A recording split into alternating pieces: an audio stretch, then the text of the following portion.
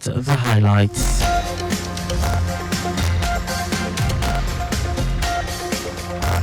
Lagos State government commences maintenance work on bridges. President Tinubu urges citizens to remain positive about Nigeria.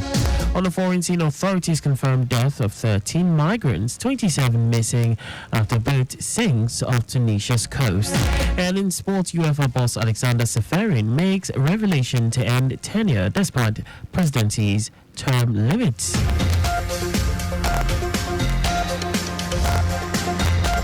And now the details. I am Akan Usen.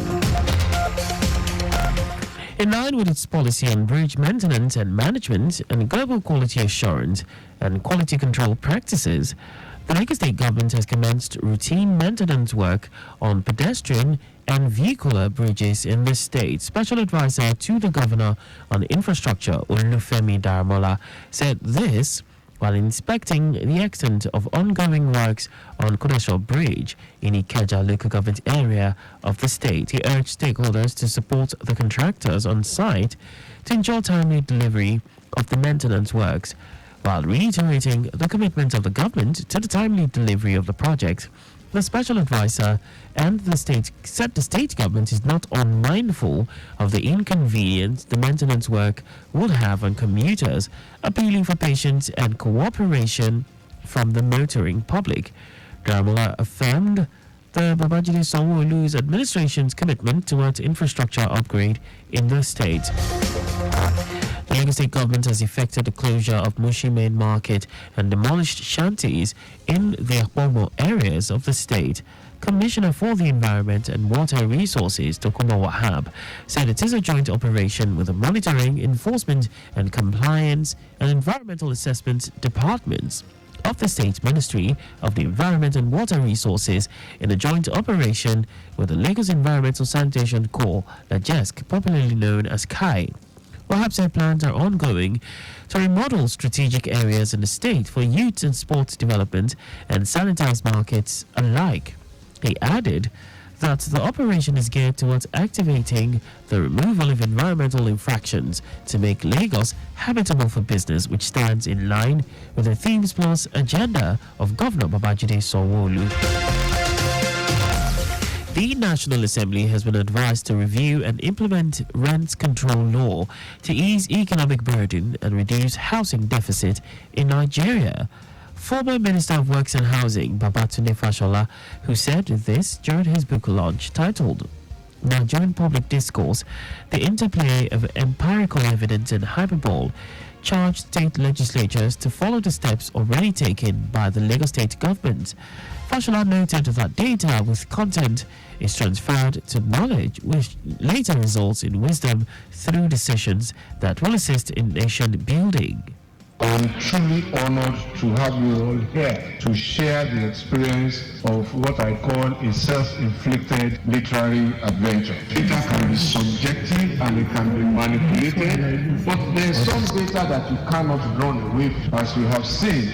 Accurate data, therefore, will be beneficial for us. For me, a life without shortages of basic needs like food, like water, like shelter and energy will be a good life. And data is critical to this objective.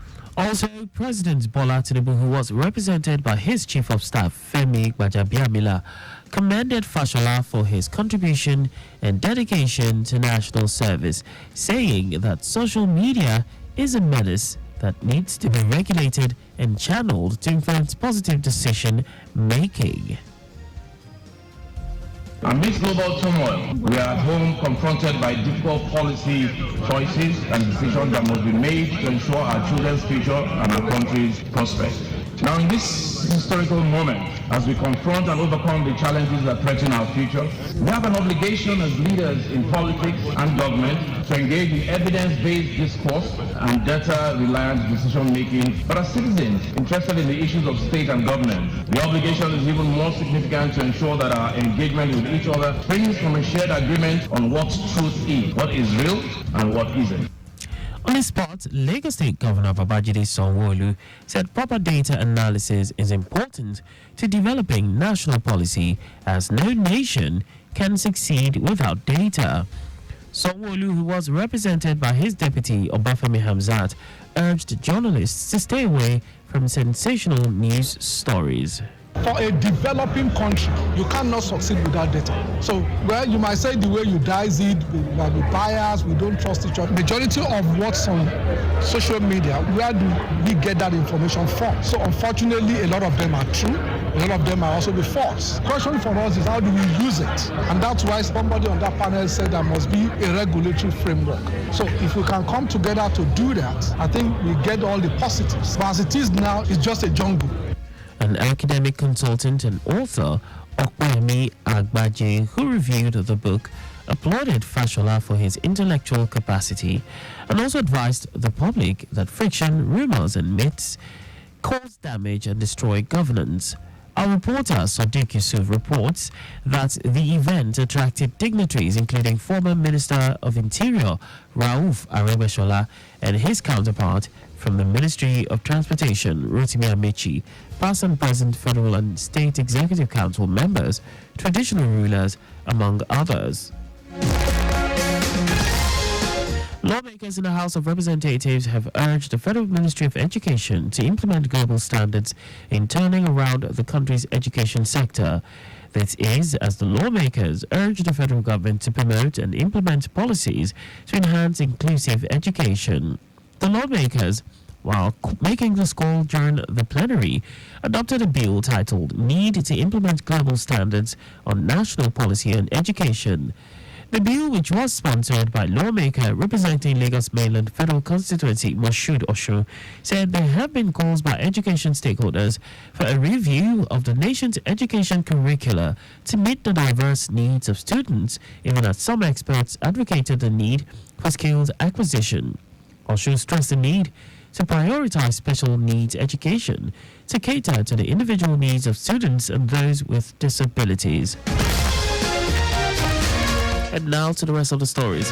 President Bola Tinubu has encouraged Nigerians to maintain a positive outlook on the country. Tinubu stressed that optimism about the country will eventually lead to success. The president said this in his speech during the launch of the 3,112 housing units under the Renewed Hope Cities initiative in the Federal Capital Territory. Tinubu said the citizens must learn to speak positive things about the country and remain hopeful despite ravaging challenges. He also pledged his willingness to commit to the country's economic prosperity and development. The Nigerian National Petroleum Company Limited, NNPCL, has announced that it is not planning to increase the cost of premium motor spirit known as petrol. The NNPCL, in a statement by its Chief Corporate Communications Officer, Olufemi Shuleye, urged Nigerians to disregard unfounded rumors and assured that there are no plans for an upward review of the PMS price. Shuleye said NNPCL does not have supply issues, saying that its products remain readily available. He urged Nigerians against panic buying of petrol. And now to foreign news. At least 13 Sudanese migrants have died and 27 others are missing after their boat sank off Tunisia's coast. According to a Tunisian official, only 2 people on board survived, while search operations are underway for those missing. It is the latest disaster to hit migrants trying to cross the Mediterranean from Africa to Europe. Sudan plunged into a civil war about 10 months ago, forcing at least 9 million people to flee their homes. Most of them have taken refuge either in safer parts of the country or in neighboring states. Some foreign governments, including the UK, evacuated the nationals trapped in Sudan after fighting broke out between the army and a rival paramilitary force last April. In now sports, UEFA President Alexander Seferin has announced that he will not seek a 4th term as UEFA President in 2027 despite the approval of controversial reforms that would allow him to extend his mandate. His surprise announcement came shortly after UEFA member nations voted overwhelmingly in favor of a series of statute amendments, including a measure that would have let Seferin potentially stay in his role until 2031.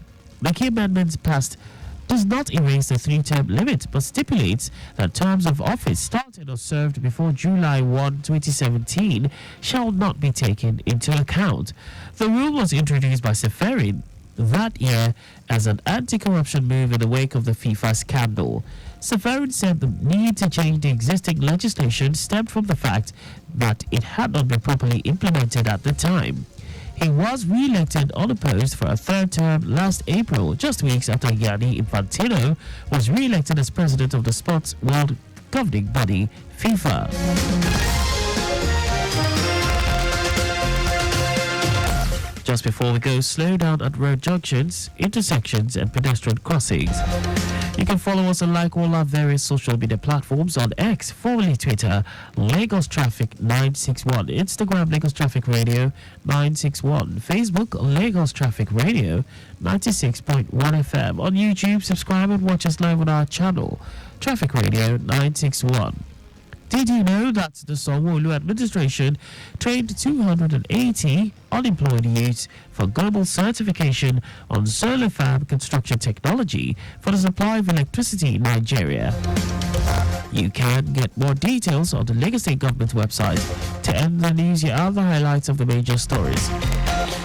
In line with this policy on bridge maintenance and management and global quality assurance and quality control practices, the Lagos State Government has commenced routine maintenance work on pedestrian and vehicular bridges in the state.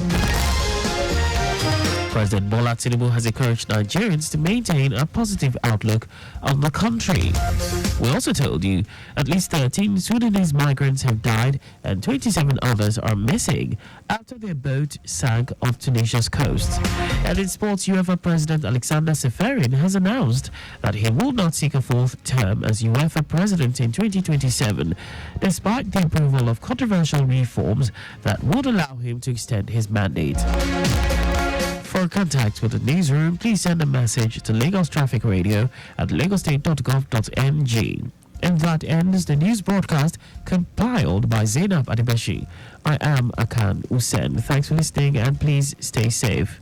Good evening.